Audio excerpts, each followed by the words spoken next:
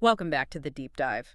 Today, we're peeling back the layers on one of the most prominent and, frankly, complicated global players in the cannabis and consumer packaged goods space. We're talking about Tilray brands. We are. We're diving into their Q2 fiscal 2026 results, which cover the period ending November 30, 2025. And the source material, their official earnings release, it presents this really fascinating dual narrative. Right. On the surface, it's a story of record revenue, financial discipline, things look good. Exactly. But the real mission for us here is to understand the strategic pivot they're executing kind of beneath those headline numbers. This isn't just a quarterly report, then. It's more like a strategic position, a major shift that's all related to these massive, anticipated U.S. federal policy changes around cannabis rescheduling. That's it. Tilray is tightening the financial screws now, making sacrifices in some areas so they can free up capital and strategically position key assets for what they hope is going to be a high-margin, heavily regulated future market. And the initial hook is genuinely remarkable. I mean, they delivered record revenue while at the same time moving into a net cash positive position. It just shows a level of stabilization in a sector that, well, it desperately needs it. It really does. Okay, let's unpack this financial foundation first, and then we can look at where those sacrifices are being made. All right, let's start with the big picture, the overall financial health and stability. For the quarter, their net revenue hit $218 million. Which is a new record. And it's a respectable 3% bump over the $211.0 million they reported in the prior year period. A 3% growth rate is solid, but I think you'd agree, for a company like this operating internationally, the real tell isn't just revenue, right? It's the discipline. 100%. It's the discipline they show on the balance sheet. Yeah. Their CEO, Irwin D. Simon, he credited this to disciplined execution within our diversified portfolio, and honestly, the numbers really do back him up on that. You mentioned a significant shift in their cash position. Could you lay out for our listener why this move from, what was it, net debt to net cash is such a huge indicator of stability? Yeah, it's really the difference between managing debt and having immediate flexibility. Yeah. So in Q1, Tilray was technically in a net debt position of about $3.8 million. Okay, not huge, but still debt. Right. But they completely flipped that in Q2 to an overall net cash position of $27.4 million. That's a sequential improvement of $31.2 million. In just 3 months? In just 3 months. Wow. So that's essentially like going from carrying a small credit card balance every month to paying it off and having a nice buffer sitting in your checking account. That's a perfect analogy. And in the unpredictable world of cannabis regulation and M&A, moving to net cash provides enormous stability. They ended the quarter with $291.6 million in cash and marketable securities. Oh. The company highlighted that this gives them flexibility for strategic opportunities. That's just corporate speak for, we have the dry powder to execute a long-term plan without being immediately beholden to lenders. But wait a minute. If they have these huge strategic plans, especially related to the U.S. market, is $291 million actually a sufficient war chest? I mean, those FDA trials and facility upgrades can soak up cash incredibly fast. Does that feel sufficient? That is a critical question. And on its own, $291 million is impressive, especially when you see so many competitors still struggling with high debt. True. However, you're right. A major acquisition or just a few phases of clinical trials could consume that very rapidly. And that's why we have to look deeper at their operational health, which is where the GAAP versus non-GAAP figures come in. Okay, let's tackle that financial nuance then. They reported a significant improvement in their GAAP net loss. What are we seeing there? Yes. The GAAP net loss improved dramatically by $41.8 million. It went from a negative $85.3 million last year to negative $43.5 million this quarter. A huge improvement. A huge improvement, and it's real. But, GAAP figures often include one-time costs, things like impairments or restructuring charges, which aren't necessarily reflective of the core, repeatable business health. So if GAAP is the whole story, including all the messy one-offs, what does the non-GAAP metric, adjusted EBITDA, tell us about how the company is actually running day-to-day? Well, adjusted EBITDA, it strips those one-off charges out. It shows us the true, repeatable operational health of the core business. This is the number that management and, frankly, smart investors use to gauge future earnings potential. And what did that number say? Tilray reaffirmed their adjusted EBITDA outlook for the full fiscal 2026, keeping it steady at $62 to $72 million. This tells us they are confident that the underlying engine of the company is stable, it's predictable, even as they face these volatile regulatory environments and make large strategic investments. So they really are demonstrating that core disciplined execution. They are. Okay, so their financial foundation is secure, they're not hemorrhaging cash, and they have the cash on hand to act. This discipline has set the table, but the only way to hold that line is if their core businesses are firing efficiently. Let's open the hood and look at the performance of their four main segments. That's the perfect transition because their diversified portfolio, you've got distribution, cannabis, beverage, and wellness. It shows starkly different levels of performance. The diversification, it acts as a crucial safety net, but some parts are soaring while others are definitely dragging the numbers down. And here's where it gets really interesting, seeing which parts are the funding engines and which are, well, ballast.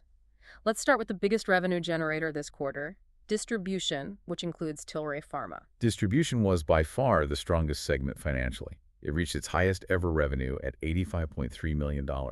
That's up significantly from $67.6 million last year. Wow. Now, the gross margin for this segment is lower than the others. It nudged up just slightly from 12% to 13%. But in the context of their future strategy, this is arguably the most critical segment. Why is that? Why is a low-margin distribution business so critical? Because of compliance. This isn't just, moving beer and snacks. This is the Tilray Pharma platform.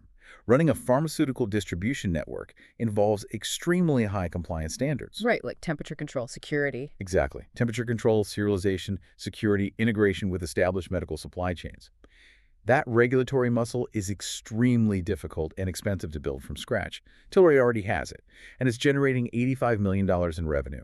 It's the stable, regulated infrastructure they plan to leverage for the U.S. medical market entry. It's a ready-made logistics backbone. Okay, that makes the distribution arm's record performance feel far more strategic than just a revenue fill-up. Now contrast that with the core cannabis segment, which is what everyone watches.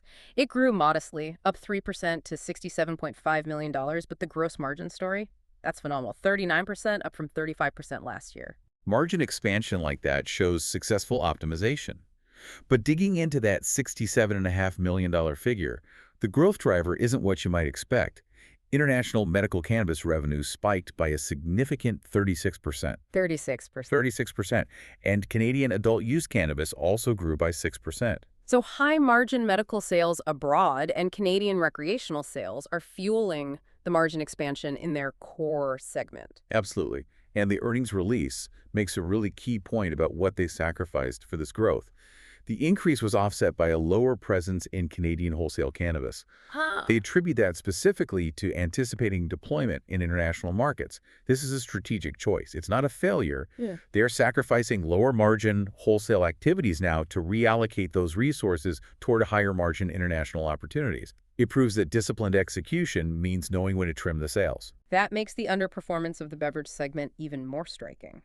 If they're carefully trimming wholesale cannabis for strategic reasons, what is the story with the massive shrinkage in their beverage segment? This arm feels like the unplanned casualty. It definitely looks like the weakest link right now. Beverage net revenue dropped sharply, going from $63.1 million in the prior year to $50.1 million this quarter. That's a significant $13 million contraction. It is. And critically, that contraction came with a painful hit to profitability. The gross margin decreased from 40% down sharply to 31%. Oof. A drop from a 40% margin to 31% is brutal. Are we looking at a strategic divestiture? Are they trimming ballast? Or is this simply a sign of operational neglect because management is focused elsewhere? Given their overall commitment to disciplined execution and a simultaneous improvement in net loss, I lean toward a managed or at least a tolerated decline. They may be deprioritizing certain less profitable beverage brands, or maybe they're facing stronger competition that forced lower pricing. However, for the listener, this decline is costly. The beverage segment used to be a major profit engine, and now that 9% drop in margin is actively dragging down the overall portfolio profitability, especially when you compare it to the cannabis segment's margin improvement. So we have a really complex operational picture. The distribution arm is a reliable engine, international medical cannabis is the high-growth, high-margin star, and beverage is the necessary, painful trim they're enduring while they prep for the future. And if we connect this operational tightening and this shifting of resources to the bigger picture, it all points to the one thing the entire industry is waiting on: the U.S. regulatory landscape. Right. Tilray's strategy is so heavily influenced by the expectation of U.S. federal cannabis rescheduling. So this is when we shift from looking at past performance to really anticipating future market dynamics. The CEO, Mr. Simon, he used the phrase important advancement for medical cannabis. What specifically does rescheduling enable for a company like Tilray? Well, rescheduling moving cannabis from Schedule 1 to Schedule 3, it would primarily lower the federal government's classification of risk. The CEO anticipates three key results from that: increased research, wider physician involvement, and significantly better patient access. It's about legitimacy. It's all about establishing a legitimate, high-standards medical industry in the U.S. that looks more like a traditional pharmaceutical sector, which is exactly where Tilray believes its competitive advantage lies. That makes a lot of sense. But currently, Tilray can't legally touch regulated U.S. THC products without risking their Canadian stock exchange listings. So how are they positioning themselves to leapfrog into the U.S. market the moment the legal framework allows for it? They argue that they've spent years investing in the infrastructure, expertise, and discipline needed to operate successfully in tightly regulated medical markets worldwide. They are effectively saying, we've been practicing for the US and Germany, Australia, and the UK. So that global medical experience is the unique asset they plan to leverage. It is. And they specifically broke down the tangible assets they intend to deploy. Okay, let's hear them. They highlighted three primary assets. First, their current Tilray Medical US platform. Second, their expected $150 million global medical cannabis business, which provides these proven, established protocols for medical sales. And third, Let me guess. The distribution platform. the massive $300 million Tilray Pharma medical distribution platform, the same one that hit record revenues this quarter. So that record-setting distribution arm isn't just padding their revenue, it's their key to unlocking the U.S. medical future. Precisely. Medical entry, especially post-rescheduling, it relies so heavily on regulatory adherence and established logistical pathways. The Tilray Pharma network isn't just about moving boxes, it's about navigating a complex, federally compliant supply chain. So this existing infrastructure essentially gives them a ready-made channel. Exactly. A ready-made channel to distribute FDA-approved or federally recognized medical products far faster than any competitor who would have to build that compliance network from the ground up. Let's put the stakes in perspective for the listener, though. Entering the U.S. medical market, especially under the FDA's eye, requires not just distribution, but years of expensive, high-stakes clinical trials and research. And that requires massive capital. It absolutely does. I mean, we're talking hundreds of millions of dollars over many years just to prove efficacy and safety for specific medical applications. And this is why their actionable plan involves rolling out a repeatable medical model, expanding current research, and initiating new FDA trials and partnerships. And it's why that stable net cash position and the revenue generated by the distribution arm become so essential as funding mechanisms. It all connects. The whole company structure is being streamlined to support this expensive, high-margin, heavily regulated entry into the largest consumer market in the world. So this deep dive into the Q2 results, it really reveals a powerful and, well, a complicated dual narrative. Tilray is proving its financial discipline by slashing its net loss and making that strategic move to a net cash position. They've gone from paying interest to holding capital. Yep. They are controlling costs and stabilizing the core business, even if that means enduring the temporary pain of the beverage arm's decline. And on the operational side, they're strategically pivoting resources. They are favoring that high-margin international medical growth and at the same time relying on their booming, highly compliant distribution arm to be the revenue engine and, maybe more importantly, the logistical backbone for their future U.S. medical ambitions. And that diversification, it acts as a crucial buffer while they wait for regulatory movement. And the numbers underline that control. I mean, the fact that cash used in operations improved so dramatically, from burning $40.7 million last year to burning just $8.5 million this year, that shows they are successfully curbing their cash burn. They've gone from having a significant leak to nearly plugging the hole entirely. That operational tightening is the foundation they need to support this capital-intensive strategic build-out they're planning. That is the ultimate takeaway here.